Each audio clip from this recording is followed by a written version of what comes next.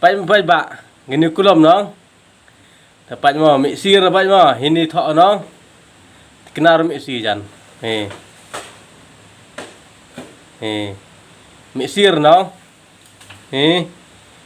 nếu như vì đã mixir ra thằng Pait